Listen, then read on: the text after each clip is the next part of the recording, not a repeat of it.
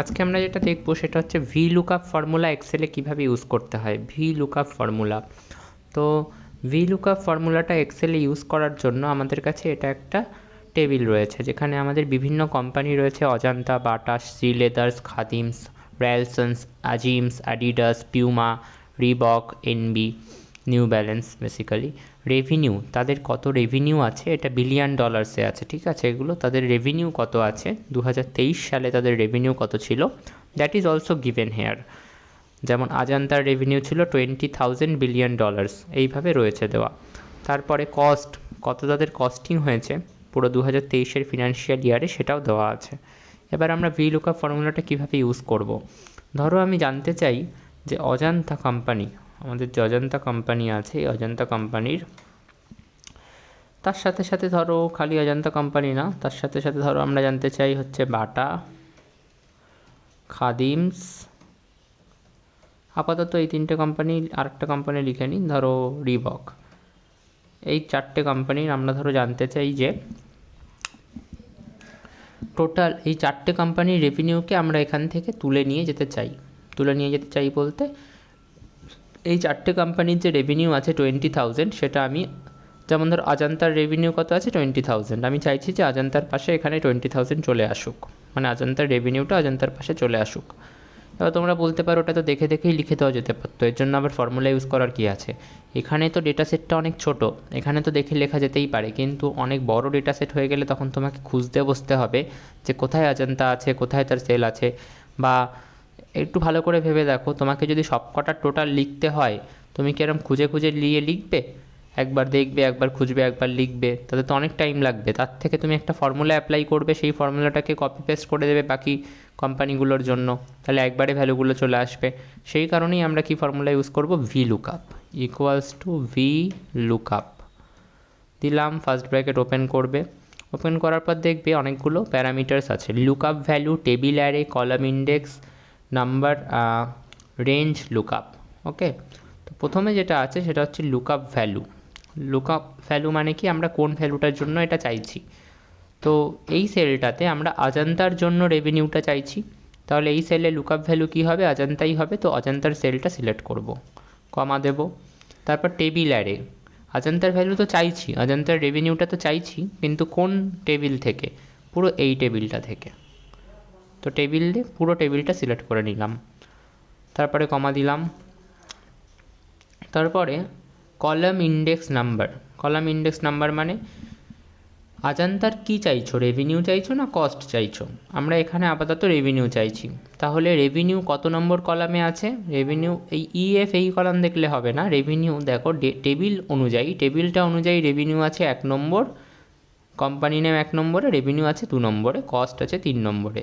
তাহলে টেবিলটা অনুযায়ী রেভিনিউ কত নম্বর কলামে আছে, রেভিনিউ 2 নম্বর কলামে আছে, তো এখানে 2 দিতে হবে কলাম ইন্ডেক্স নাম্বারে।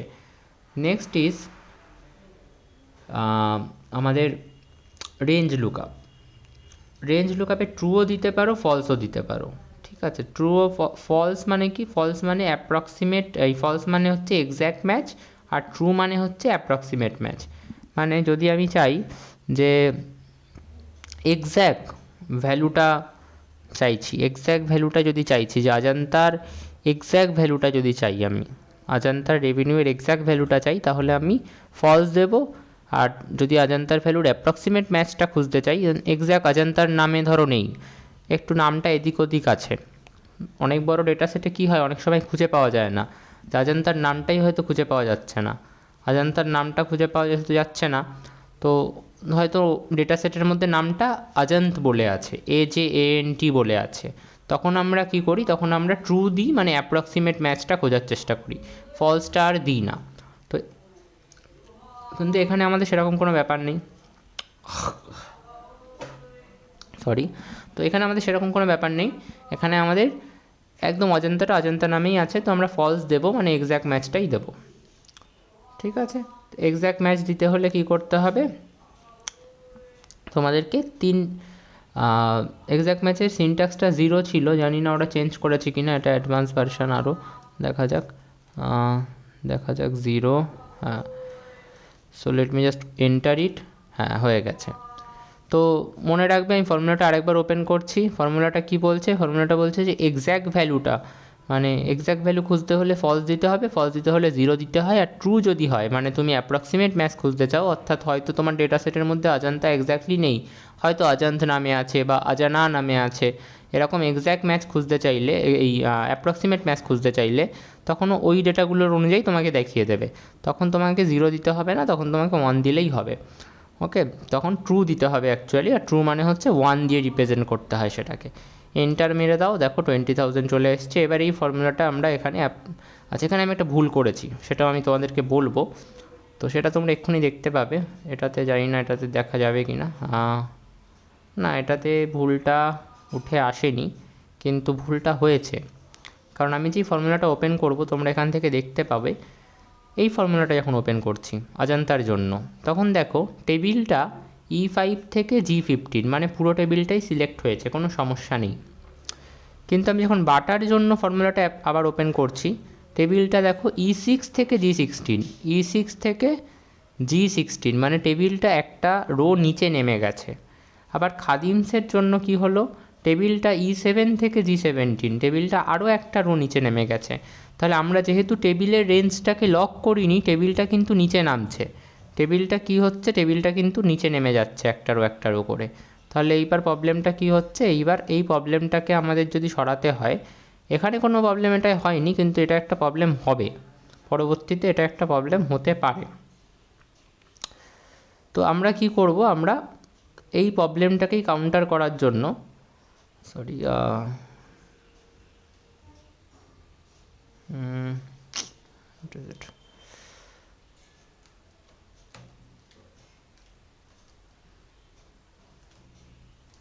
ফর্মুলার প্রবলেমটা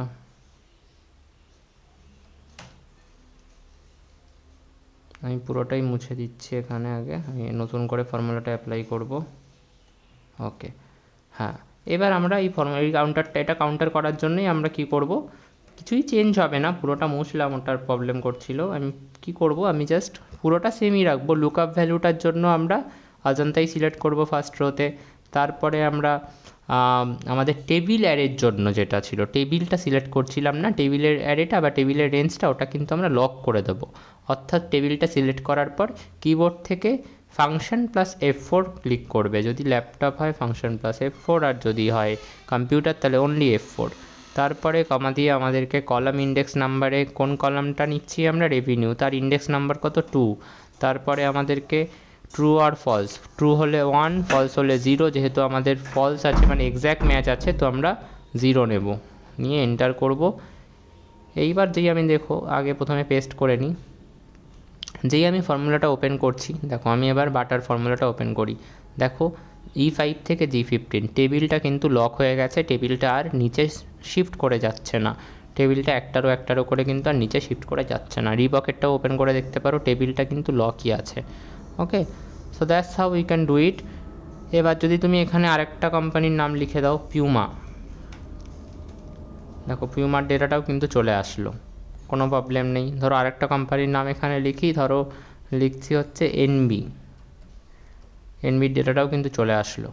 ওকে, তো এইভাবে তোমরা ভিলুকআপ ফর্মুলাটা এক্সেলে ইউজ করতে পারো, খুব ইজি টু ইউজ। কস্টের জন্যও সেম জিনিসটা করা যেতে পারে। আরেকটা ভিলুকআপের ফর্মুলা অ্যাপ্লাই করি কস্টের জন্য, ভিলুকআপ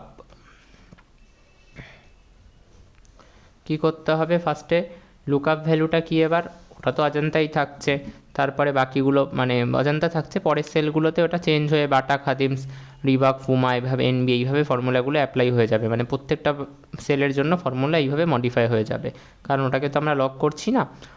তারপরে টেবিল অ্যারে কী আছে, টেবিল অ্যারে হচ্ছে পুরো আমাদের এই টেবিলটাকে লক করতে হবে, মাথায় থাকবে তো, টেবিলটাকে ফাংশন প্লাস F4 দিয়ে লক করতে হবে।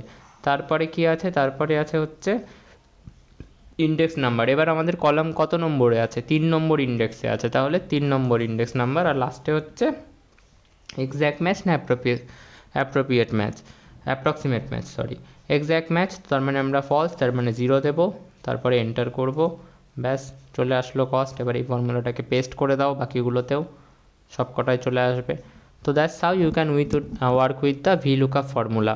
ওকে, মানে তোমরা সামটা বের করে নিতে পারবে। সামটা বলতে গেলে মানে ডেটাটা বের করে নিতে পারবে। এবার এটা তো দেখে মনে হচ্ছে যে ওই ডেটাটাই এখানে তুলে আনলো, কিন্তু অনেক বড় ডেটা সেট থাকলে তার মধ্যে থেকে যদি কয়েকটা কোম্পানির সেল বা কস্ট বের করে আনতে হয়, কিভাবে করবে? পসিবলই না, পসিবল তোমাকে দেখে দেখে করতে হবে।